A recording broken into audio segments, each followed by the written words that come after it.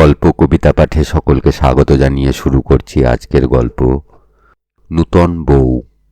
লেখক প্রভাত কুমার মুখোপাধ্যায়। শ্রাবণ মাস, আকাশ মেঘাচ্ছন্ন, গুঁড়ি গুঁড়ি বৃষ্টি পড়িতেছে। মাধব দত্ত মহাশয় তামাকু সেবন করিতে করিতে তিনজন নিষ্কর্মা পল্লী বৃদ্ধের সহিত গল্প করিতেছেন। হারান মুখুজ্জে, রাখাল মিত্র ও কেদার চক্রবর্তী। দত্ত মহাশয়ের বয়সও 50-এর উপরে উঠিয়াছে। প্রভাতে উঠিয়া গঙ্গা স্নান সারিয়া আহ্নিক পূজা শেষ করিয়া কিঞ্চিৎ জলযোগান্তে বৈঠকখানায় আসিয়া বসিয়াছেন। বেলা তখন প্রায় 10 ঘটিকা। পিয়ন আসিয়া তাহার হস্তে 2খানি খামের চিঠি দিয়া গেল। একই হস্তাক্ষরে ঠিকানা লেখা। একখানি তাহার নিজের নামে, অপরখানি তাহার মধ্যমা কন্যা নির্মল কুমারীর নামে। হুঁকা হইতে কলিকাটি খুলিয়া হারান মুখুজ্জের হাতে দিয়া চোখে চশমা লাগাইয়া দত্ত মহাশয় নিজ নামের পত্রখানি পাঠ করিতে লাগিলেন। পড়িতে পড়িতে তাহার বদনমণ্ডল প্রফুল্ল হইল, উহাতে সন্তোষ ও প্রসন্নতার চিহ্ন ফুটিয়া উঠিল। পত্রপাঠ শেষ করিয়া দত্ত মহাশয় হাঁকিলেন, রামা! বৃদ্ধ রামাভৃত্য আসিলে তাহার হাতে কন্যার নামের পত্রখানি দিয়া বলিলেন, তোর মেজ দিদিমণিকে দিগে যা। হারান মুখুজ্জে জিজ্ঞাসা করিলেন, কার চিঠি হে দত্তজা? কলকাতা থেকে মেজজামাই লিখেছেন, এই দেখো না, বলিয়া পত্রখানি মুখুজ্জের হস্তে দিলেন। পত্রখানির মর্ম প্রতিবেশীগণের মধ্যে প্রচারিত হয়, ইহাই দত্ত মহাশয়ের অভিপ্রায়। তাহার একটু বিশেষ কারণও ছিল। দত্ত মহাশয় বড় মেয়েটির বিবাহ বেশ খরচপত্র করিয়া দিয়াছিলেন, কিন্তু জামাই তাদৃশ সুবিধাজনক হয় নাই। মেজ মেয়ে নির্মলার বিবাহ দিয়াছিলেন বলিতে গেলে এক কুড়াইয়া পাওয়া গোত্রহীন পাত্রের সহিত। সে পাত্রের বয়সও তখন 30 বৎসরের কম হইবে না। পিতামাতা জীবিত নাই, কলিকাতায় মাতুরালয়ে মানুষ হইয়াছিল। সে মামা মামিও পরলোকগত। ছেলেটি তখন কলিকাতায় মেসে থাকিয়া দালালি ব্যবসায়ে জীবিকা অর্জন করে। আয় অল্প, সুতরাং বিবাহ করিয়া বধূকে লইয়া যাইতে পারে নাই। আজ 5 বৎসর বিবাহ হইয়াছে, 4 বৎসর হইল একটি কন্যা জন্মিয়াছে, কিন্তু এতাবৎকাল নির্মলা পিতৃগৃহেই রহিয়াছে। ইহাতে পাড়ার লোক দত্ত মহাশয়কে ছি ছি করিত। জামাই প্রতি মাসে 2-3 বার করিয়া আসে, 2-1 দিন থাকিয়া আবার কলিকাতায় ফিরিয়া যায়, কিন্তু তাহাতে কি? লোকে বলে সস্তায় কিস্তি পাইয়া দত্ত মহাশয় চালচুলাহীন এমন জামাই করিলেন যে মেয়েটা বাপের বাড়িতেই চিরস্থায়ী হইয়া রহিল। স্বামীর ঘর করা তাহারই অদৃষ্টে ঘটিল না। নির্মলাও এজন্য লজ্জিত। তার মা ইদানিং মাঝে মাঝে জামাইকে ইহা লইয়া একটু গঞ্জনা দিতেও আরম্ভ করিয়াছিলেন। জামাই লিখিয়াছেন, এতদিনে কর্মে তাহার একটু উন্নতি হইয়াছে, আয় বৃদ্ধি হইয়াছে, একটি ছোট বাড়িও স্থির করিয়াছেন। এখন শ্বশুর মহাশয়ের আদেশ পাইলে স্ত্রী কন্যাকে আসিয়া লইয়া যান। মুখোপাধ্যায় মহাশয় পত্রখানি পড়িতে আরম্ভ করিলে দত্ত মহাশয় বলিলেন, পড়ো না, হেঁকে হেঁকেই পড়ো। তাহার ইচ্ছা উপস্থিত অপর 2 জনেও পত্রখানি শ্রবণ করিয়া যথাসময়ে পাড়ায় এই কথা রটনা করুক। মুখোপাধ্যায় তখন পড়িতে লাগিলেন। কলিকাতা, 9 শ্রাবণ 1332 সাল। সংখ্যাতীত প্রণাম পুরস্বর নিবেদন। অদ্য একটি শুভ সংবাদ আপনাকে দিবার জন্য এই পত্রখানি লিখিতেছি। আপনার শ্রীচরণ আশীর্বাদে এতদিনে আমার একটু উন্নতি হইয়াছে। আমি একটি ভালো চাকরি জোগাড় করিতে পারিয়াছি। পূর্বের দালালি ব্যবসায় পরিত্যাগ করিয়া বিগত ইংরাজি 1 তারিখ হইতে নূতন কর্মে বহাল হইয়াছি। আমার বেতন আপাতত 150 টাকা হইয়াছে। সাহেব খুব অনুগ্রহ করিতেছেন এবং বলিয়াছেন যে কাজকর্ম ভালো করিতে পারিলে বৎসরান্তে আমার বেতন বৃদ্ধি করিয়া দিবেন। এতদিন অর্থ যথাভাববশত আমার স্ত্রীকন্যার ভরণ পোষণের কোনো ভারই আমি লইতে সমর্থ হই নাই। এজন্য আমি মহাশয়ের নিকট নিতান্তই লজ্জিত ছিলাম। এখন ঈশ্বরের কৃপায় কলিকাতায় বাসা ভাড়া করিয়া স্ত্রীকন্যাকে কাছে আনিয়া রাখিতে সমর্থ হইয়াছি। মাসিক 50 টাকা ভাড়ায় শ্যামবাজারে একটি ক্ষুদ্র দ্বিতল গৃহও ঠিক করিয়াছি। এখন যদি মহাশয়ের অনুমতি হয় এবং পূজনীয়া শ্বশ্রুদেবী আপত্তি না করেন, তবে একদিনের ছুটি লইয়া গিয়া নির্মলাকে লইয়া আসি। আগামী 17 শ্রাবণ ইংরাজি মাসের 1 তারিখ হইবে। ওই দিন আমি আফিসে বেতন পাইব। ইহার পরে শ্রাবণ মাস মধ্যে একটি শুভদিন যদি স্থির করিয়া দেন, তাহা হইলেই ভালো হয়, কারণ ভাদ্র মাস পড়িয়া গেলে 1 মাস আবার অপেক্ষা করিতে হইবে। পূজনীয়া শ্বশ্রুমাতা ঠাকুরানীকে আমার 100 কোটি প্রণাম জানাইবেন এবং আপনিও জানিবেন। আমি ভালো আছি, আপনাদের আদেশের প্রতীক্ষায় রহিলাম। আমার পূর্ব ঠিকানাতে পত্র লিখিলেই আমি পাইব। ইতি সেবক শ্রী বসন্ত কুমার বসু। পাঠ শেষ করিয়া পত্রখানি দত্ত মহাশয়ের হস্তে ফেরত দিয়া মুখোপাধ্যায় বলিলেন, বেশ বেশ, ছোকরা বাহাদুর আছে। 150 টাকা মাইনের চাকরি বাগানো আজকালকার বাজারে কি সোজা কথা? রাখাল মিত্র বলিলেন, ছোকরা বেশ চালাক চতুর, সে তো আমরা বরাবর দেখছি। কেদার চক্রবর্তী বলিলেন, আর বেশ বিনয়ী। চিঠিখানি কেমন বিনয় করে লিখেছে দেখো। আজকালকার ছেলেদের মতো উদ্ধত প্রকৃতি নয়। তারা হলে মনে করত নিজের লিগ্যাল ওয়াইফকে নিয়ে আসব, তার জন্যে অত দয়া ভিক্ষা, অত কাকুতি মিনতি কেন? মুখোপাধ্যায় বলিলেন, বিদ্যা দদাতি বিনয়ং। মুখ্য তো নয়, ছোকরার লেখাপড়া জ্ঞান আছে, সদ্বংশে জন্মও বোধ হয়, হবে না কেন? সুবিধা পাইয়া দত্ত মহাশয় বলিলেন, আহা, সেই জন্যেই তো। কি ঘটনায় বিবাহ দিয়াছিলাম সবই তো তোমরা জানো। গঙ্গায় সাঁতার কাটতে গিয়ে নির্মলা ডুবে গিয়েছিল। বসন্ত নৌকায় যাচ্ছিল, তাই দেখে নৌকা থেকে লাফিয়ে পড়ে নির্মলাকে জল থেকে তোলে। খবর পেয়ে আমি ছুটে গেলাম, পালকি করে মেয়েকে বাড়ি নিয়ে এলাম। বসন্তকেও সঙ্গে নিয়ে এলাম। 3-4 দিন তাকে বাড়িতে রাখলাম, যেতে দিলাম না। দেখলাম ছেলেটি রূপে গুণে বিদ্যায় বংশে সব বিষয়েই ভালো। কেবলমাত্র দোষ গরিব। বললে দালালি করে, মেসে থাকে, সামান্য আয়, মা বাপ নেই, বাড়িঘর নেই, তাই এতদিন আইবুড়ো আছে। নইলে কুলিন কায়েথের ঘরের 30 বছরের ওরকম ছেলে কি আর অবিবাহিত থাকে? গিন্নিরও ছেলেটিকে বেশ পছন্দ হয়ে গেল। মেয়েও অরক্ষণীয়া হয়ে উঠেছিল। আমি বললাম, বেশ তো, ও যখন নির্মলার জীবন দান করেছে, তখন নির্মলা ওরই প্রাপ্য। হলেই বা গরিব, চিরদিন কি কারো সমান যায়? আমার মেয়ের ভাগ্যে ধন থাকে, জামাই ধনী হবে। যদি না থাকে, আমি মস্ত জমিদারের ছেলে এনে বিয়ে দিলেও সে ছেলে বাপের বিষয় পেয়ে দুদিনে বরবাদ করে গরিব হয়ে যেতে পারে। মুখোপাধ্যায় বলিলেন, আসল কথাই তাই। অদৃষ্টই মূল, ও ছাড়া আর পথ নেই, যতই যিনি হাঁকুপাকু করুন না কেন। রাখাল মিত্র বলিলেন, কোন আফিসে চাকরি হয়েছে তা বাবাজি লেখেননি, কোনো গভর্নমেন্ট আফিস বোধ হয়। দত্ত মহাশয় বলিলেন, তা কি করে হবে? 35 বছর বয়সে কি কেউ গভর্নমেন্টের চাকরি পায়? কোনো মার্চেন্ট আফিসে হয়ে থাকবে বোধ হয়। যা হোক, বাবাজি এলেই জানতে পারা যাবে।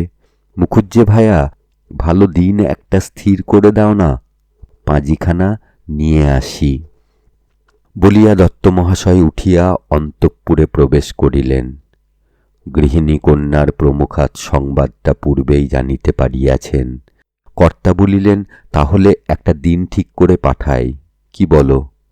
মেয়েকে লইয়া যায় না বলিয়া গৃহিণী জামাতাকে কত গঞ্জনা দিয়াছেন সত্য, কিন্তু এখন কন্যার আসন্ন বিরহে তাহার মাতৃহৃদয় কাতর হইয়া উঠিল। বলিলেন, এই পুজো আসছে, 2 মাস পরে পাঠালে হতো না? কর্তা বলিলেন, এখন যাক না, কিছুদিন পরে তখন মেয়ে নিয়ে এলেই হবে, আমার কলঙ্ক ভঞ্জনটা হয়ে যাক। আচ্ছা, যা ভালো বোঝো তাই করো, বলিয়া গৃহিণী পঞ্জিকা বাহির করিয়া দিলেন। মুখোপাধ্যায় মহাশয় 21শে শ্রাবণ শুভদিন বলিয়া ধার্য করিলেন। দত্ত মহাশয় বিকালে তদনুসারে জামাতাকে পত্র লিখিয়া দিলেন।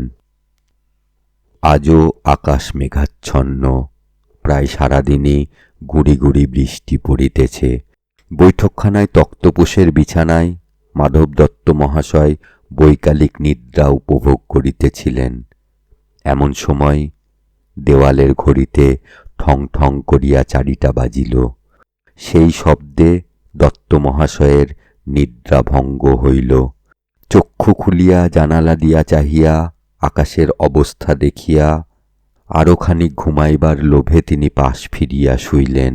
কিন্তু হঠাৎ মনে পড়িয়া গেল, আজ মধ্যম জামাতা বাবাজি সন্ধ্যার ট্রেনে আসিয়া পৌঁছিবেন, সুতরাং রাত্রি ভোজনের জন্য একটু বিশেষ আয়োজন করা আবশ্যক।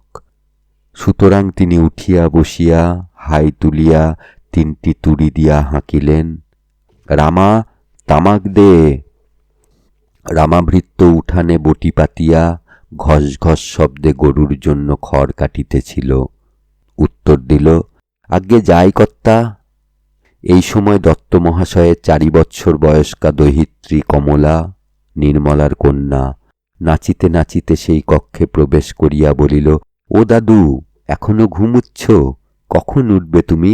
বেলা যে গেল।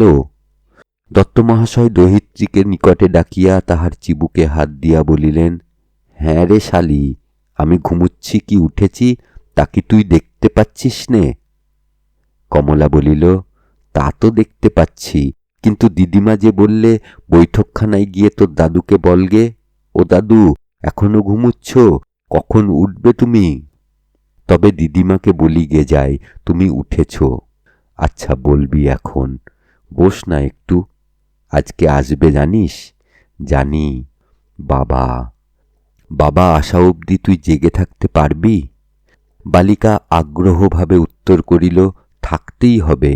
বাবা যে আমার জন্যে পুতুল নিয়ে আসবে মাকে লিখেছে, আমি পুতুল দেখব না? রামা হুঁকা হাতে জ্বলন্ত কলিকায় ফুঁ দিতে দিতে প্রবেশ করিল। দত্ত মহাশয় হুঁকা লইয়া বলিলেন, ওরে রামা, তুই একবার চট করে গঙ্গার ঘাটে যা দেখি। আজ সারাদিন ইলশে গুঁড়ি বৃষ্টি হচ্ছে, আজ খুব ইলিশ মাছ উঠবে। জেলেরা এতক্ষণ মাছের নৌকা ঘাটে লাগাচ্ছে। কেষ্টা কি মতিলাল কি রামধন, যে জেলের কাছে ভালো ইলিশ মাছ দেখবি একটা নিয়ে আসবি, বেশ বড় দেখে একটা, আর বেশ চ্যাটালো রকম, লম্বা সরুঙ্গে মাছ আনিস নে যেন, সেগুলো তেমন সুয়াদি হয় না। জেলেকে বলিস যে আজ কর্তার জামাই আসছেন, বেশ ভালো মাছ যেন দেয়। কাল সকালে এসে দাম নিয়ে যাবে। আর হ্যাঁ, বাজারে হরিশ ময়রার দোকানে অমনি বলে যাস যেন 1 সের ভালো কাঁচা গোল্লা চাই, বেশ বড় করে যেন মন্ডা বেঁধে রাখে। আসবার সময় 1 হাতে ইলিশ মাছ, 1 হাতে সন্দেশ নিয়ে আসবি। বেশ করে ওজন দেখে নিবি, বুঝলি? আজ্ঞে হ্যাঁ, বলিয়া রামা প্রস্থান করিল। ইতিমধ্যে হারান মুখুজ্জে প্রবেশ করিয়া ব্রাহ্মণের হুঁকাটি সংগ্রহ করিয়া তক্তপোষের উপর বসিয়াছিলেন। বলিলেন, আজ যেরকম ইলশে গুঁড়ি বর্ষাচ্ছে, মাছ আজ ভালোই পাবে বোধ হয়। তা জামাই কখন এসে পৌঁছবেন? সন্ধে 7টার গাড়িতে। কলকাতায় থাকেন, রেলের ইলিশের মুখে ন্যাজে দড়ি বেঁধে ধনুকাকার করে জেলে বেটারা যা বেচে তাই গঙ্গার ইলিশ বলে খান। তো আসল গঙ্গার ইলিশ যে কি বস্তু তা আজ বাবাজিকে দেখিয়ে দিই। মুখোপাধ্যায় কমলাকে আদর করিয়া বলিলেন, হ্যাঁ দিদি, তুই নাকি আমাদের ছেড়ে চললি, তোর দাদুকে দিদিমাকে ছেড়ে চলে যাবি, তোর মন কেমন করবে না? সেখানে গিয়ে থাকতে পারবি? বালিকা গর্ব ভরে বলিল, খুব পারব। দত্ত মহাশয় হাসিয়া বলিলেন, শুনলে হে মুখুজ্জে? হ্যাঁ রে নেমোখারাম, এতদিন যে আমরা তোকে বুকে করে মানুষ করলাম, আমাদের ছেড়ে চলে যেতে তোর মনে একটু কষ্টও হবে না? বালিকা বুঝিল কথাটা ভুলক্রমে সে বেফাঁস বলিয়া ফেলিয়াছে। বড় লজ্জা হইল। মাতামহের দিকে ফিরিয়া তাহার বুকের পাকা চুল টানিতে টানিতে বলিল, মনে কষ্ট হবে না?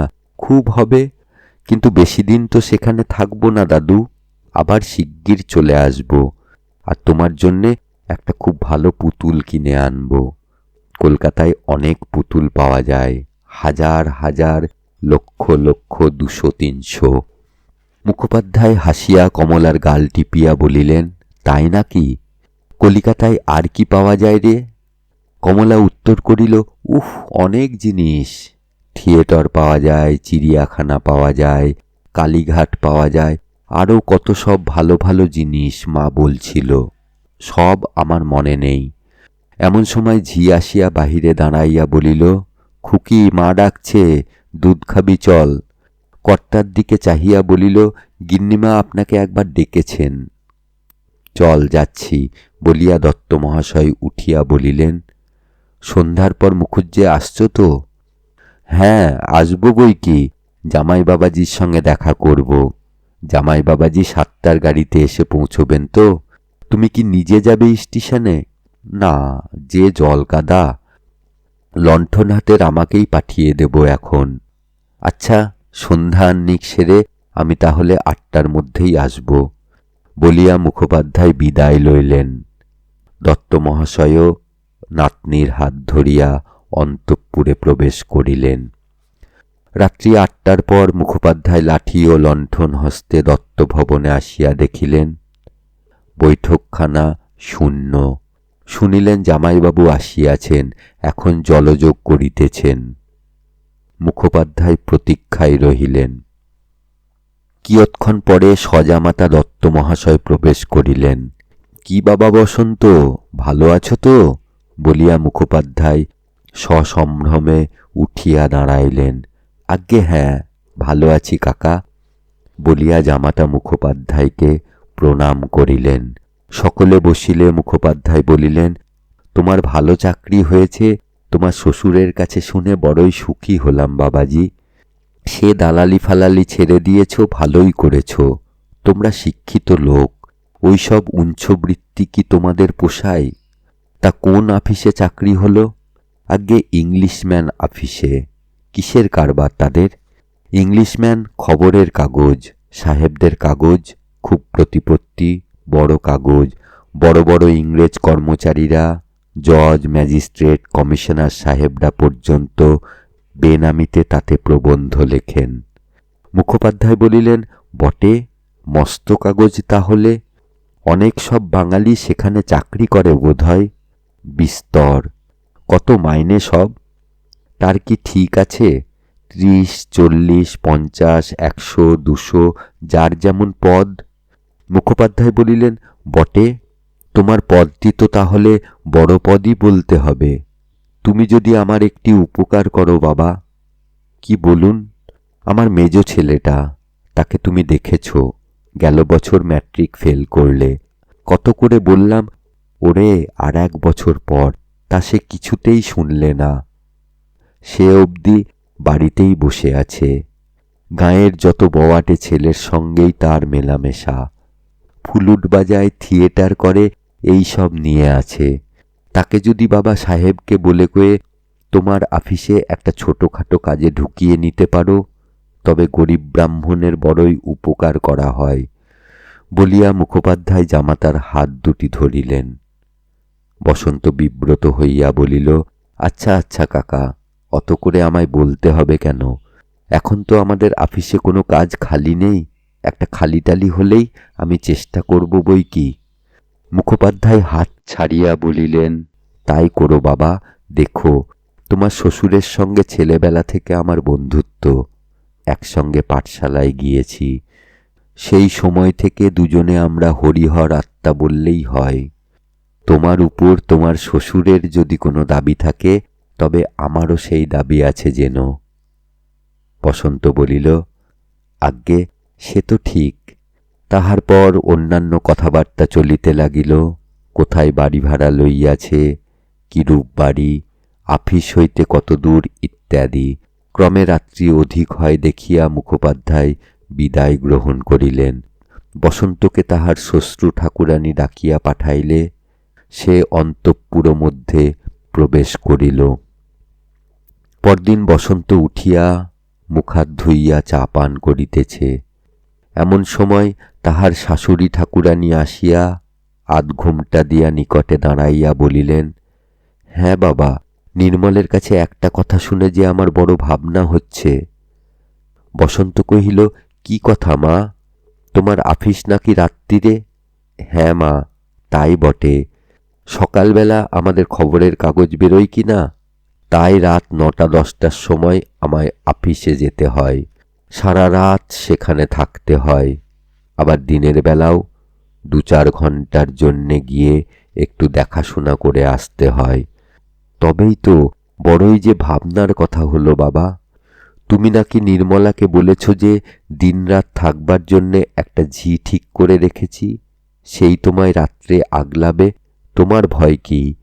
কিন্তু নির্মলা যে মোটেই সাহস পাচ্ছে না বাবা। বিদেশ বিভুঁই, তাই ছেলে মানুষ। সারা রাত বাড়িতে একটা পুরুষ মানুষ থাকবে না? অসুখ বিসুখ আছে, দায় বিপদ আছে। আফিস থেকে তোমায় যদি ডেকে আনতে হয় তো কে যাবে বলো দেখি? নির্মলা তো ভেবে সারা হয়ে যাচ্ছে। কর্তাও শুনে মাথায় হাত দিয়ে বসে পড়েছেন। বসন্ত বলিল, সেজন্যে কোনো ভাবনা নেই মা। আমি যে বাড়িটা নিয়েছি সেটা একটা বড় বাড়ির আধখানা অংশ। এক অংশে বাড়িওয়ালা সপরিবারে বাস করেন, এক অংশ ভাড়া দিয়েছেন। অবশ্য 2 অংশই আলাদা আলাদা, সদর, কল পায়খানা সব আলাদা। 2 বাড়ির একতলায় দোতলায় মাঝের দরজা জানলা আছে। সেই দরজা খুললেই 2 বাড়ির মেয়েদের স্বচ্ছন্দে যাতায়াত চলতে পারে। বাড়িওয়ালা বাবুটির প্রবীণ বয়স, অতি ভদ্রলোক। তিনি আমায় বলেছেন, কোনো ভাবনা নেই তোমার, আমরা রয়েছি, দেখব শুনব যখন যা দরকার। এই সময় দত্ত মহাশয় আসিয়া সেখানে দাঁড়াইলেন। বলিলেন, বাবা বসন্ত, এক কাজ করো তুমি। দিনরাত্রি ঝি রেখেছ, বেশ, সেও থাক।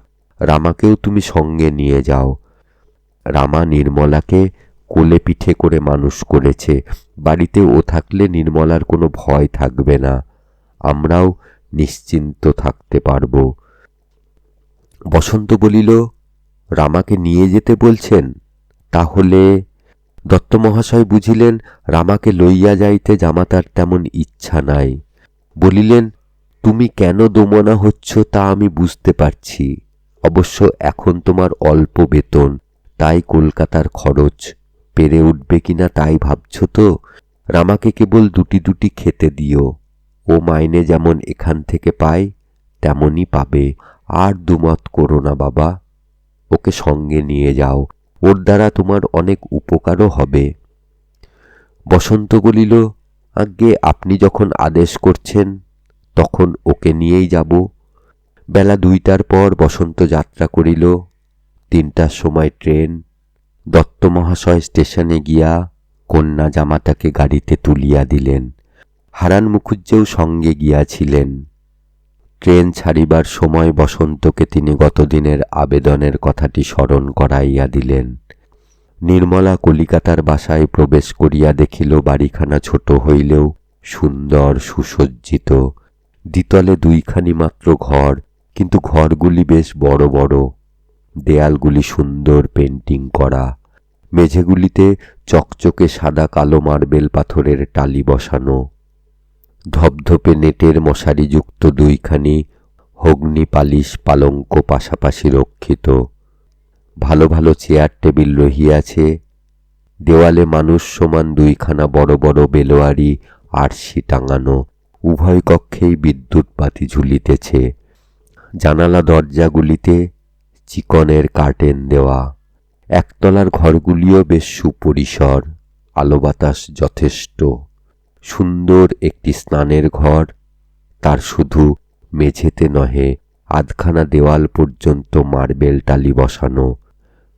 কলিকাতাবাসী ওয়াকিবহাল কেহ এই বাড়িখানি দেখিলে বলিত, পাগল নাকি, এই বাড়ির ভাড়া 50 টাকা। কিন্তু নির্মলা বা রামার নিকট ভাড়ার এই অসঙ্গতি ধরা পড়িল না। তবে আসবাবগুলি দেখিয়া নির্মলা বলিল, হ্যাঁ গা, এইসব তুমি কিনেছ?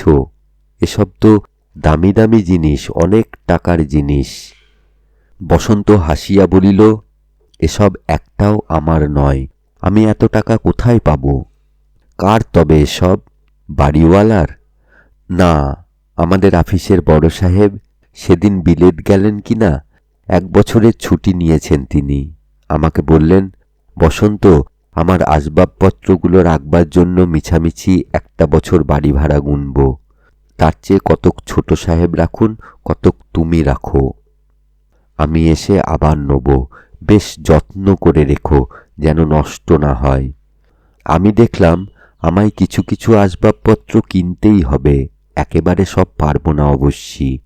মাসে মাসে 2-1টা করে কিনতে হবে।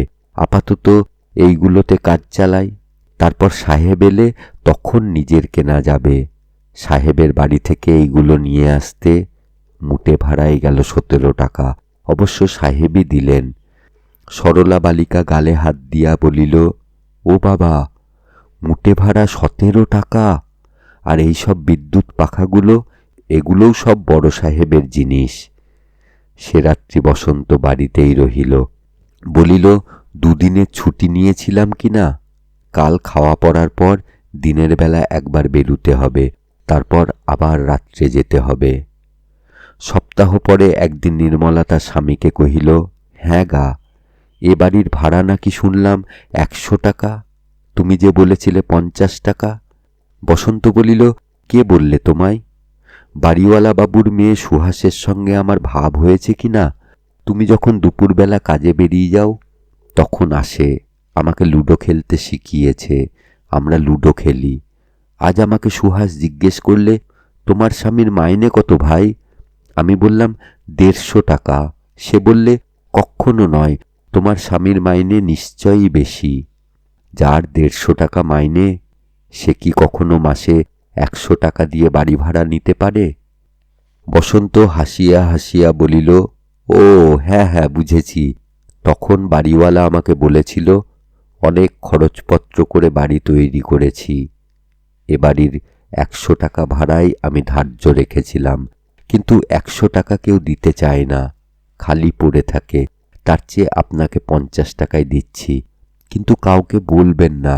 কেউ যদি জিজ্ঞাসা করে তো বলবেন 100 টাকা ভাড়া, কেননা আপনি যদি অন্য বাড়িতে উঠে যান তাহলে কেউ আর তখন 50 টাকার বেশি দিতে চাইবে না। মেয়েদের পেটে তো কথা থাকে না, তাই বোধহয় বাড়িতে বলেছেন 100 টাকা ভাড়া পান।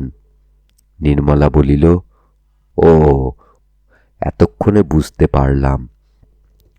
বসন্ত বলিল, ফের যদি ও কথা ওঠে তো তুমি বলো যে, হ্যাঁ 100 টাকাই ভাড়া ঠিক হয়েছে বটে, কিন্তু ওকে তো সব টাকা পকেট থেকে দিতে হয় না, অর্ধেক বাড়ি ভাড়া আফিস থেকে পান। আচ্ছা, তাই বলবো। প্রাতে বসন্ত যখন আসে তখন বেলা প্রায় 9টা। আসিয়া স্নানাহার করে, তারপর একটু বিশ্রাম করিয়া আবার বাহির হইয়া যায়। কোনোদিন বৈকাল 5টায়, কোনোদিন 6টায় ফিরিয়া আসে, আবার রাত্রি 9টা কিংবা 10টার সময় বাহির হইয়া যায়। প্রথম দিনই সে নির্মলাকে বলিয়াছিল, রাত্রির জন্যে আমার খাবার করো না, আফিসে গিয়ে খায় কিনা, রাত্রিতে যারা কাজ করে আফিসেই রোজ তাদের জন্যে খানা তৈরি হয়, আফিসেরই খরচে। সুতরাং নির্মলা 1 বেলা রাঁধিয়া 2 বেলা খায়। দুর্গাঝি রামার স্বজাতীয়, সে নিজের জন্য ও রামার জন্য রন্ধন করে, সেও 1 বেলা রাঁধে। সুতরাং সন্ধ্যাবেলা বাড়িতে উনান জ্বলে না। বসন্ত রামাকে বাজার চিনাইয়া দিয়াছে, বাজার হাট সেই করে। দুর্গাঝি গোয়ালা বাড়িতে গিয়া দাঁড়াইয়া থাকিয়া খাঁটি দুধ দোহাইয়া আনে। একদিন রামা বলিল, জামাইবাবু, আপনার আফিসটি তো আমায় চিনিয়ে দিলেন না, যদি হঠাৎ কোনো দরকার হয়। বসন্ত বলিল, আরো দিন কতক যাক, নিয়ে যাব একদিন তোকে সঙ্গে করে। কলকাতার পথঘাট আগে তোর অভ্যাস হোক, না হলে শেষে কি মোটর চাপা পড়ে বুড়ো বয়সে প্রাণটা খোয়াবি? একদিন সন্ধ্যার সময় বসন্ত বাড়ি আসিলে নির্মলা হাসিতে হাসিতে বলিল, ওগো, আজ সুহাস আমায় একটা ভারী মজার কথা বলেছে। বসন্ত জিজ্ঞাসা করিল, কি কথা? ও বললে কি জানো? বললে তোমার স্বামী রোজ রাত্রে বাড়ি থাকেন না, বাড়িতে খানও না, রাত 9টা-10টার সময় চলে যান, আবার পরদিন সেই বেলা 9টায় আসেন। কেন বলো দেখি? আমি বললাম, কি করবেন ভাই, ছাপাখানার চাকরি, সারা রাত খবরের কাগজ ছাপেন, সকালবেলা কাগজ বেরোয়, কাজেই রাতে বাড়ি থাকতে পারেন না। সে বললে, তুমি ভাই সরল মানুষ, আমার স্বামী যদি আমায় ওই কথা বলতেন আমি কিন্তু বিশ্বাস করতাম না, আমি মনে করতাম আমায় বুঝি ওই রকম বোকা বুঝিয়ে। এই পর্যন্ত বলিয়া নির্মলা থামিল। বসন্ত জিজ্ঞাসা করিল, বোকা বুঝিয়ে কি? নির্মলা বলিল, যাও, আমি বলবো না, সে ছাই কথা। বসন্ত হাসিয়া বলিল, তোমার সখী এই কথা বললে যে, আমি হলে মনে করতাম যে আমায় বোকা বুঝিয়ে হয়তো আমার স্বামী কোনো কুস্থানে গিয়ে রাত কাটান। নির্মলা হাসিতে হাসিতে বলিল, হ্যাঁ তাই, তবে এমন রূঢ়ভাবে বলেনি, বলেছিল অন্য কোথাও হাওয়া খেতে যান। প্রথমে তো আমি হাওয়া খাওয়া মানেই বুঝতে পারিনি, শেষে সে বললে, তুমি কিন্তু ইশারাতেই বুঝতে পেরেছ। উহ, তোমার খুব বুদ্ধি কিন্তু।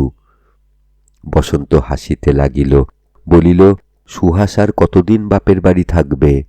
পুজো পর্যন্ত।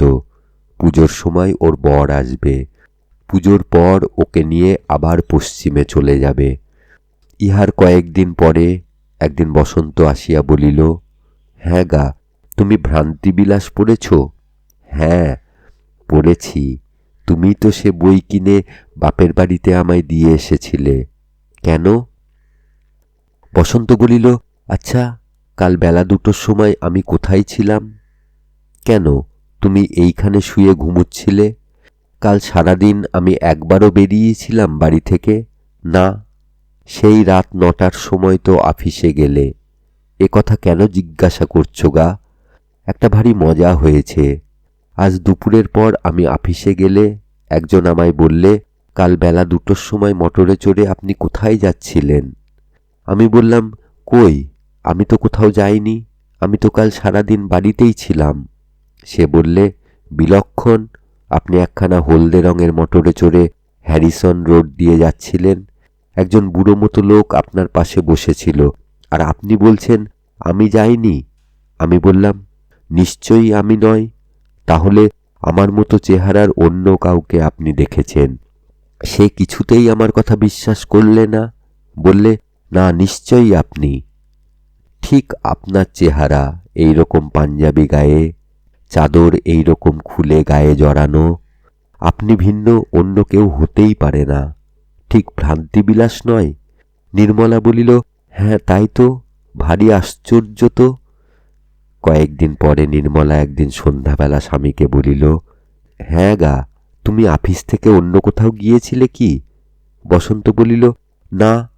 কেন বলো দেখি? সুহাসের মুখে শুনলাম আজ তার বাবা দেখেছেন একখানা হলদে মোটরে চড়ে তুমি হাওড়া স্টেশনের দিকে যাচ্ছ। বসন্ত কিয়ৎক্ষণ নীরব থাকিয়া বলিল, তাই তো, ভারী মুশকিল হলো যে, নিশ্চয়ই সেই লোকটা। আচ্ছা, আমি বাড়ি না থাকার সময় সেই লোকটা এসে তোমায় যদি ডাকে, তুমি তো তাহলে স্বচ্ছন্দে তার সঙ্গে চলে যাবে। নির্মলা শিহরিয়া উঠিয়া বলিল, রক্ষে করো। বসন্ত বলিল, কেন, মন্দ কি? গরিব স্বামীর পরিবর্তে ধনী স্বামী পাবে, মস্ত মোটরে চড়ে চলে যাবে, আমি বেচারি ফ্যাল ফ্যাল করে চেয়ে থাকব। নির্মলা বলিল, দেখো, ফের যদি ওইসব অকথা কুকথা আমায় বলবে, তাহলে তোমার সঙ্গে আমি আর কথাই কইব না। দেখিতে দেখিতে আশ্বিন মাস আসিয়া পড়িল। সুহাসিনীর স্বামী পশ্চিম হইতে আসিলেন। তিনি বসন্তের সমবয়সী। দুইজনে আলাপ পরিচয় হইল। সপ্তমী পূজার দিন বেলা 5টার সময় বসন্ত বলিল, আজ আমি এখনই বেরুচ্ছি, আফিসে কাজ বেশি পড়েছে, আজ আর সন্ধ্যাবেলা আমি আসতে পারব না, কাল একেবারে বেলা 9টার সময় আসব। নির্মলা বলিল, ভেলা চাকরি হয়েছে বাপু। হ্যাঁ, পুজোর 3 দিনও ছুটি নেই? বসন্ত বলিল, ছুটি চুলোই যাক, কাজের আরো বেশি ভিড়। রেল, পোস্ট অফিস, খবরের কাগজের অফিসে আর যারা থিয়েটারে চাকরি করে তাদের পালা পার্বণে ছুটি তো নেই, বরং কাজ চতুর্গুণ বেড়ে যায়। স্বামী চলিয়া গেলে নির্মলা সুহাসিনীর নিকটে দুর্গাকে পাঠাইয়া একখানা উপন্যাস আনাইয়া তাহাই পড়িতে বসিল। অন্যদিন সন্ধ্যাবেলা সে গা ধোয়, বস্ত্র পরিবর্তন করে। আজ আর সে কিছু করার তার চার হইল না। 6টার সময় সুহাসিনী আসিয়া বলিল, তোমার ঝির কাছে শুনলাম দাদাবাবু নাকি আজ সন্ধ্যাবেলা আর আসবেন না। হ্যাঁ, সে তো সেই 5টার সময়ই বেরিয়ে গেছে। এক কাজ করবে ভাই? কি? আমরা থিয়েটারে যাচ্ছি। আমার আর মার জন্যে উনি একটা বক্স নিয়েছিলেন। মা প্রথমে যাবেন বলেছিলেন, এখন আর যেতে চাচ্ছেন না। তুমি খুকিকে নিয়ে চলো না ভাই আমার সঙ্গে। নির্মলা বহি বন্ধ করিয়া বলিল, যাব, কিন্তু ওকে তো বলা হয়নি। তার জন্যে কি আর হয়েছে? তোমার উনি কোথায় বসবেন? উনি কখনো বক্সে বসেন না।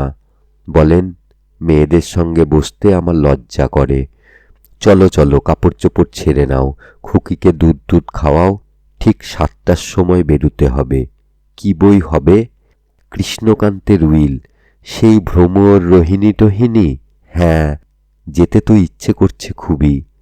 রামাকেও নিয়ে চলো। তুমি, আমি একখানা গাড়িতে যাব। রামা কোচ বাক্সে বসে যাবে এখন। উনি ট্রামে যাবেন বলেছেন। আচ্ছা, রামাকে জিজ্ঞাসা করি বলিয়া নির্মলা তাহাকে ডাকিল।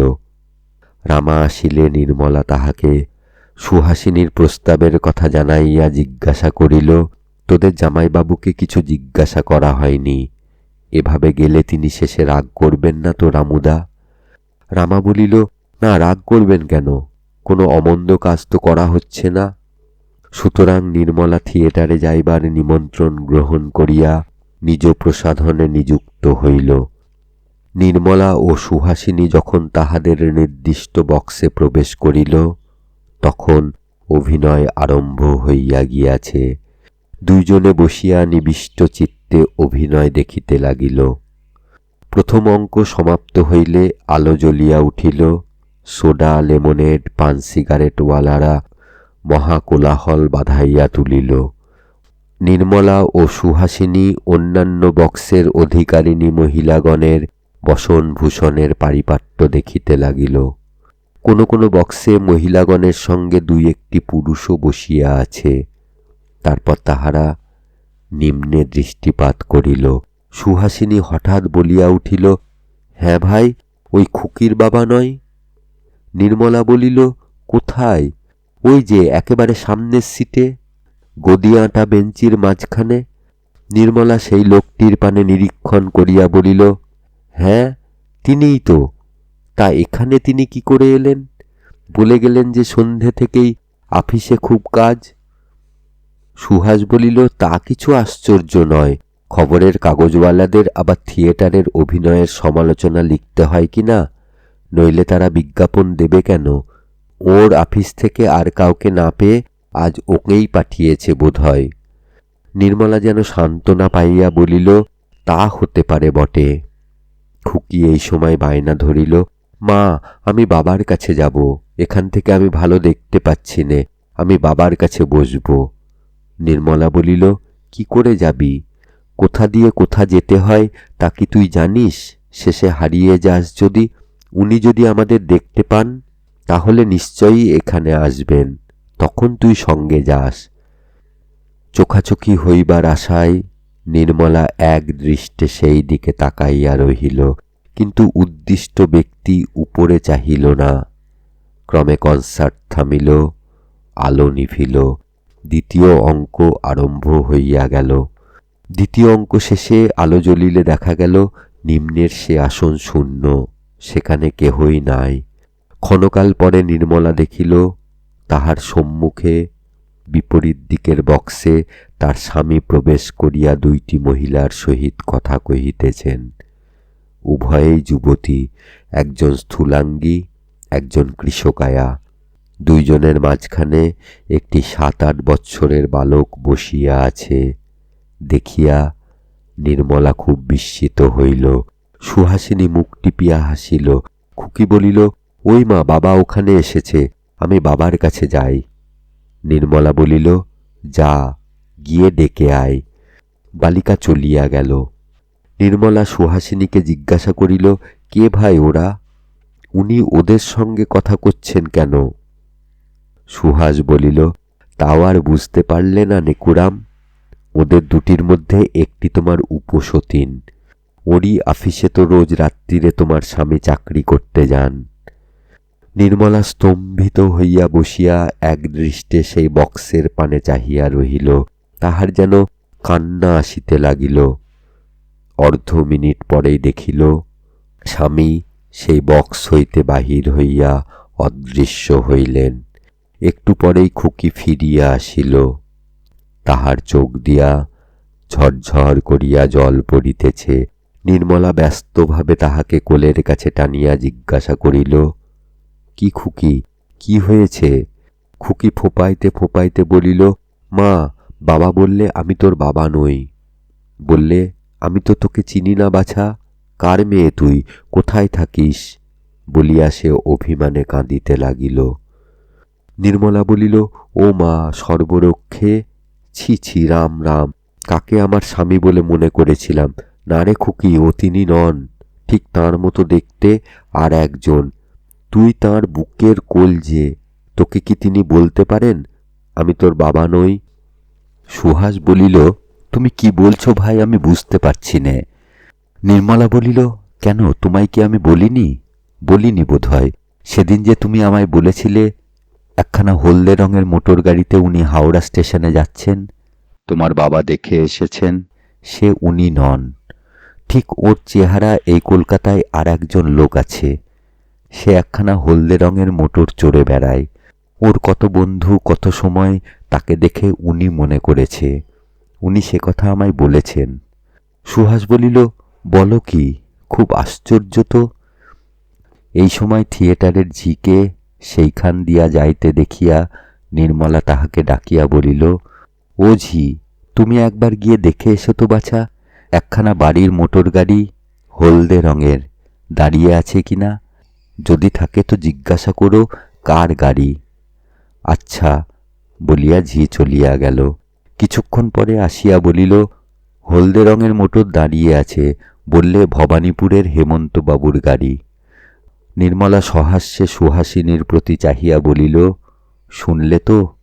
কনসার্ট থামিল, আলো নিভিল, তৃতীয় অঙ্ক আরম্ভ হইল। পরদিন বেলা 9টার সময় বসন্ত বাড়ি আসিলে নির্মলা জিজ্ঞাসা করিল, হ্যাঁ গা, কাল তুমি থিয়েটারে গিয়েছিলে? বসন্ত সবিস্ময়ে বলিল, থিয়েটারে? তুমি স্বপ্ন দেখেছ নাকি? কাল সেই সন্ধে থেকে সকাল 7টা পর্যন্ত মাথার ঘাম মুছবার অবকাশ পাইনি। আমি যাব থিয়েটার দেখতে? তুমি তো বেশ। নির্মলা তখন গত রাত্রির সমস্ত ঘটনা খুলিয়া বলিল। সুহাস প্রথমে কি সন্দেহ করিয়াছিল তাহা এবং ঝি পাঠাইয়া খবর লইবার কথাও বলিল। শুনিয়া বসন্ত বলিল, তুমিও তাহলে দেখেছ তাকে? কি সর্বনাশ! সে যদি তোমায় এসে বলতো, চলো বাড়ি যাই, তুমি তো তাহলে স্বচ্ছন্দে তার সঙ্গে চলে যেতে। নির্মলা বলিল, বকো না বাপু, যাও, রোজ রোজ এক ঠাট্টা কি ভালো লাগে? দূর থেকে দেখেছি বলেই আমার ভুল হয়েছিল, কাছে এসে ডাকলে কি আর আমার ভুল হতো? বসন্ত হাসিয়া বলিল, আমার নিজের মেয়েই যখন চিনতে না পেরে তাকে বাবা বললে, আমার শ্বশুরের মেয়ে কি তফাৎ বুঝতে পারত? নির্মলা বলিল, যা হয়ে গেছে তা হয়ে গেছে, আর কখনো আমি তোমার সঙ্গে ভিন্ন এক পা বাইরে যাব না। পূজা অন্তে সুহাসিনী তার স্বামীর সঙ্গে পশ্চিমে চলিয়া গেল। এই নির্বান্ধ পুরীতে নির্মলা একটি সমবয়সী সহৃদয়া সখী পাইয়াছিল। তাহার অভাবে নির্মলার বড়ই কষ্ট হইতে লাগিল। কার্তিক মাসের মাঝামাঝি নির্মলার আর এক বিপদ উপস্থিত হইল। সন্ধ্যার পর যথারীতি বসন্ত আফিসে চলিয়া গেল, কিন্তু তার পরদিন নির্দিষ্ট সময়ে সে ফিরিয়া আসিল না। 10টা বাজিল, 11টা বাজিল, তথাপি স্বামী না আসায় নির্মলা বড়ই উৎকণ্ঠিত হইয়া পড়িল। রামাকে ডাকিয়া বলিল, রামুদা, তুমি একবার আফিস গিয়ে খবর নিয়ে এসো না। কি হলো, কেন এলেন না, কিছুই বুঝতে পারছি নে যে। রামা বলিল, কতদিন বলেছি, আমাকে কি জামাইবাবু তাঁর আফিস চিনিয়ে দিয়েছেন যে যাব? নির্মলা কাঁদিতে কাঁদিতে বলিল, তাহলে কি হবে রামুদা? বাড়িওয়ালা বাবুকে বলি গে, তিনি বোধহয় সে আফিস চেনেন, তাকে সঙ্গে করে নিয়ে যায়। তুমি যাও দাদা, শিগগির যাও। নির্মলা উৎকণ্ঠিতভাবে রামার আগমন প্রতীক্ষা করিতে লাগিল। হঠাৎ মাঝের দরজা খুলিয়া বাড়িওয়ালা বাবুর স্ত্রী আসিয়া প্রবেশ করিয়া বলিলেন, হ্যাঁ বাছা, রামু বলছে আজ ছেলে নাকি বাড়ি আসেননি। হ্যাঁ মা, আমি বড় ভাবনায় পড়েছি। কি হবে মা? ভয় কি? হয়তো কোনো কাজে আটকে পড়েছেন। তিনি বললেন মেয়েকে জিজ্ঞাসা করে এসো জামাই কোন আফিসে চাকরি করেন, তাহলে উনি এখনই গিয়ে খোঁজ নিয়ে আসবেন। নির্মলা সরোদনে বলিল, খবরের কাগজের আফিসে কাজ করেন। তা তো হলো, কিন্তু কোন খবরের কাগজের আফিসে? ইংরাজি খবরের কাগজ। কিন্তু সে কাগজের নাম কি? ইংরেজি খবরের কাগজ তো অমন কত বেরোয় কলকাতায়। তা জানি নে মা, ইংরেজি খবরের কাগজ তাই জানি। আচ্ছা, কর্তাকে জিজ্ঞাসা করি দাঁড়াও, বলিয়া তিনি চলিয়া গেলেন। 5 মিনিট পরে ফিরিয়া আসিয়া বলিলেন, উনি ট্যাক্সি নিয়ে বেরিয়ে গেলেন। বললেন, সমস্ত প্রধান প্রধান ইংরেজি খবরের কাগজের আফিসেই আমি যাব, গিয়ে খোঁজ করব। নির্মলা তখনও আহার করে নাই জানিয়া তিনি তাহাকে খাওয়াইবার জন্য পীড়াপিড়ি করিতে লাগিলেন। নির্মলা বলিল, না মা, তাঁর খবর না পেলে আমি কিছুতেই খেতে পারব না, আমার গলা দিয়ে অন্ন জল গলবে কেন? অবশেষে অনেক কষ্টে তিনি নির্মলাকে 1 গ্লাস শরবত পান করাইয়া গৃহে গেলেন। বেলা 1:30টার সময় বাড়িওয়ালা বাবু ফিরিয়া আসিলেন। তাহার স্ত্রী আসিয়া নির্মলাকে জানাইলেন, কলিকাতার সমস্ত ইংরাজি দৈনিকের আফিসেই তিনি গিয়াছিলেন, কিন্তু বসন্তকুমার বসু কেহ কোথাও চাকরি করে না। নির্মলা কাঁদিতে কাঁদিতে বলিল, আমার বাবাকে এখানে আসবার জন্য টেলিগ্রাফ করে দিতে বলো। নির্মলা পিতার ঠিকানা বলিয়া দিল। সূর্য অস্ত গেল, সন্ধ্যা হইল, তথাপি বসন্তের দেখা নাই, অথবা তাহার তরফ হইতে কোনো সংবাদও নাই। পিতাও আসিয়া পৌঁছিলেন না। রাত্রি 11টার সময় দুয়ারের কড়ায় খটখট করিয়া আওয়াজ হইল। পিতা আসিয়াছেন মনে করিয়া নির্মলা নিজে ছুটিয়া গিয়া দ্বার খুলিয়া দিল। একটি 7-8 বৎসর বয়স্ক বালকের হাত ধরিয়া তাহার স্বামী দাঁড়াইয়া। তাহার চুল উস্কো খুস্কো, মুখ শুকাইয়া আধখানি হইয়া গিয়াছে। সে ভগ্নস্বরে ডাকিল, নির্মল। সেই মুহূর্তে খোলা দরজার ভিতর দিয়া নির্মলার দৃষ্টিতে পড়িল হলদে রঙের বৃহৎ এক মোটর কার বাহির বারান্দার নিম্নে রাস্তার উপর দাঁড়াইয়া রহিয়াছে। নির্মলা একটা অস্ফুট ভীতধ্বনি করিয়া 2-3 পদ পিছাইয়া গেল। ভয় নেই নির্মলা, তোমারই স্বামী আমি, অন্য কেউ নয়। এইমাত্র নিমতলার ঘাট থেকে ফিরছি। সেদিন থিয়েটারে বক্সে যে রোগা স্ত্রী লোকটিকে দেখেছিলে, সে সত্যিই তোমার সতীন, উপসতীন নয়, আমার প্রথমা স্ত্রী। তাকে পুড়িয়ে এলাম। এই ছেলেটিকেও সেদিন তুমি বক্সে দেখেছিলে। এই নাও, আজ থেকে খোকা তোমারই ছেলে হলো। বালক এই কথায় হাউমাউ করিয়া কাঁদিতে লাগিল। মুহূর্তে নির্মলা সমস্তই বুঝিতে পারিল। সে ছুটিয়া গিয়া খোকাকে কোলে তুলিয়া লইল। স্বামীর হাতখানি ধরিয়া বলিল, ভিতরে এসো। বসন্ত অথবা হেমন্ত, কারণ হেমন্তই এই দুর্ভাগ্যের আসল নাম। বলিল, দাঁড়াও, গাড়িটার ব্যবস্থা করে আসি। বলিয়া সে বাহির হইয়া বলিল, বিনোদ, গাড়ি নিয়ে আবার নিমতলায় যাও। ওদের সব বাড়ি পৌঁছে দিয়ে গাড়ি সেখানেই রেখো। আজ রাত্রে আমি আর খোকা এইখানেই রইলাম। কাল বেলা 9টার সময় গাড়ি নিয়ে আসবে। নির্মলা রান্নাঘরে গিয়া তাড়াতাড়ি লেবু দিয়া চিনির শরবত প্রস্তুত করিয়া স্বামীকে ও খোকাকে পান করাইয়া বলিল, হ্যাঁ গা, দুটি ভাত চড়িয়ে দিই, ভাতে ভাত। হেমন্ত বলিল, আমি তো কিছুই খেতে পারবো না। খোকাও বোধহয় ভাত হতে হতে ঘুমিয়ে পড়বে। দুধ থাকে তো ওকে একটু দাও। আজ সারাদিন বোধহয় তোমার খাওয়া হয়নি। না হওয়ারই মধ্যে কদিন থেকেই খোকার মা অসুখে পড়েছিলেন। কাল রাত 10টার সময় ভবানীপুরের বাড়ি গিয়ে দেখলাম তার অবস্থা অত্যন্ত খারাপ। জীবনের আশা ডাক্তারেরা ছেড়েই দিয়েছে। সেই তখন থেকে আজ বেলা 3টে অবধি জমে মানুষে যুদ্ধ। 3টের সময় সব শেষ হয়ে গেল। জোগাড় যন্তর করে বেরুতে বেরুতে সন্ধে হলো। আমি না আসাতে তুমি কত ভাবছ তা মাঝে মাঝে মনে পড়েছে বটে, কিন্তু কাউকে দিয়ে একটা খবর যে পাঠাবো তোমাকে, তা পেরে উঠলাম না। তোমার খাওয়া দাওয়া হয়েছে? নির্মলা বলিল, দুপুরবেলা শরবত খেয়েছি। হেমন্ত একটি দীর্ঘ নিঃশ্বাস ফেলিয়া বলিল, তা আগেই জানি। আচ্ছা দাও, দুটো ভাত চড়িয়ে, দুজনে খাবো এখন। খুকি কোথা? সে উপরে ঘুমুচ্ছে। তুমি উপরে চলো। আচ্ছা তাই চলো। দ্বিতলে গিয়া নির্মলা খোকাকে কোলে করিয়া সোফার উপর বসিয়া তাহাকে দুধ ও সন্দেশ খাওয়াইতে লাগিল। হেমন্ত খাটের উপর বসিয়া ঘুমন্ত খুকিকে কোলে তুলিয়া লইয়া তাহার মুখে চুমো খাইতে খাইতে বলিতে লাগিল, মা, আমায় বাবা বললে যে আমি তোর বাবা নই। এই বলে বাছা আমার সেদিন কেঁদেছিল। আমি তোর বাবা নই বলতে আমার বুকটা ফেটে গিয়েছিল রে, তা কি তুই জানিস? বলিয়া হেমন্ত ঘুমন্ত মেয়েকে বুকে চাপিয়া ধরিল। পরদিন বেলা 10টার ট্রেনে দত্ত মহাশয় আসিয়া উপস্থিত হইলেন। সমস্ত ব্যাপার শুনিয়া তিনি কিছুক্ষণ স্তম্ভিত হইয়া বসিয়া রহিলেন।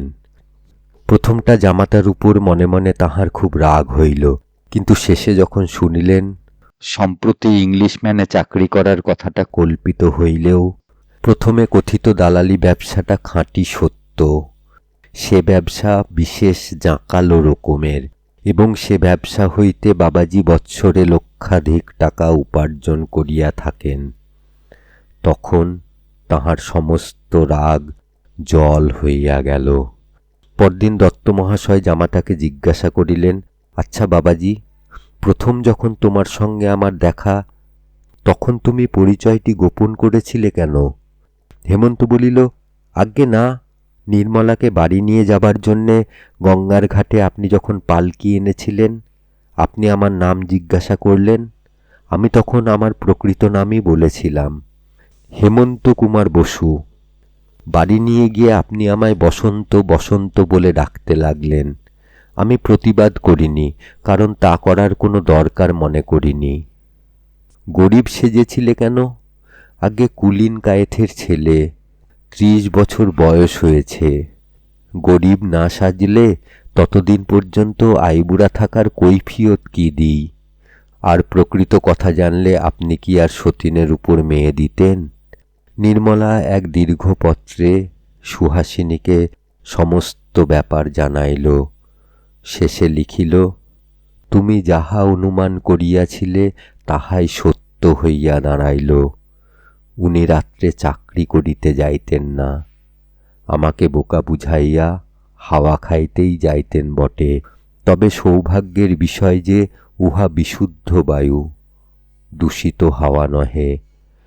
পরলোকগতা পত্নীর শ্রাদ্ধক্রিয়া শেষ না হওয়া পর্যন্ত নির্মলাকে হেমন্ত এই বাড়িতেই রাখিল। তাহার পর একটা ভালো দিন দেখিয়া হেমন্তের জননী তাহার নূতন বউকে আনাইয়া বরণ করিয়া ঘরে তুলিলেন।